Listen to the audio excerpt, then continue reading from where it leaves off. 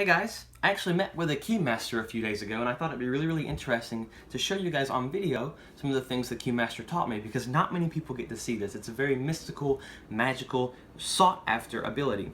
It's really an art form. Essentially, a keymaster is someone who takes and cuts keys using their hands alone. No machinery, no tools. It's almost as if they are wielding the keys to do what they want them to do. It's an incredible thing to see, very mystical. And I met with one of these men, and he taught me a bunch about what to do with keys and how to make them work, and how to cut them with your hands and your fingers, and a couple other techniques which I'll show you in a minute. And he even gave me a couple of these trainee keys. He gave me 2 blank trainee keys, and he gave me 1 cut trainee key. Well, actually, he cut this key for me right there in front of my eyes, and it was incredible. But anyway, he said that every keymaster in the world has started with a set of trainee keys just like this one. And basically, a trainee key is a key made of plastic, and you learn the art form of cutting the key, which really is an art form.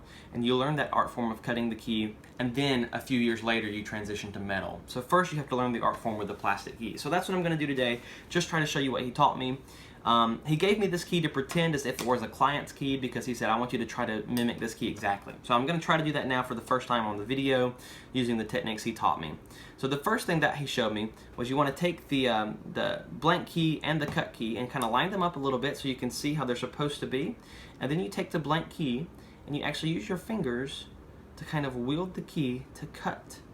And you can even pull the plastic piece out just like that. Now that's a pretty close match, I think you would agree. It may not be exactly right, but that's a pretty close match to their original key that they gave me. So now I've ruined one of my blank keys. But he did tell me if you ever want to reuse the keys, you can do it. Actually, I'm gonna redo his, because I don't want to mess up my first key I ever made. So I'm gonna keep that one, and I'm gonna change his back the way that he taught me. So to change it back, you take a blank key just to kind of line up and see the straightness, and then you just straighten it out like that. And this would almost look a lot like an actual blank key. It's not, of course. There may be a couple of imperfections in it. There may be a couple of slight notches still, but it looks, for all intents and purposes, like a blank key. It matches this one fairly closely. But he said another art form, once you learn how to do this, you take it up a notch, and you don't actually compare the key sizes. Instead, you just look at the key. Let me turn it over. You simply look at it, you look at the notches, and you attempt to cut those same notches in the other key. So let's see here. We just attempt to cut the same notches, and of course pull. Yes, you attempt to do that just by sight alone, and that's actually a pretty close match. Yeah, that's actually very close. I'm proud of myself for that one. Oh, he did teach me one other thing. I can't do this one very well yet, but it's called an air cut. An air cut, where the keymaster actually uses the friction in the air to cut the key. He does it in one fatal swoop, one circle, just like this.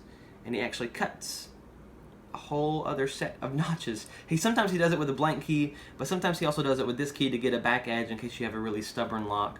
And it looks like a whole other set of key has been cut, and of course it really has been. And so anyway, I thought perhaps you'd like to see a couple of really interesting techniques that a keymaster taught me, because they don't often get seen on video, and I think he told me I was the 5th person he's ever taught, so this was a really special thing, and not many people in the world get to see it. So there you go. Thank you very much. I hope you enjoy. See you guys later.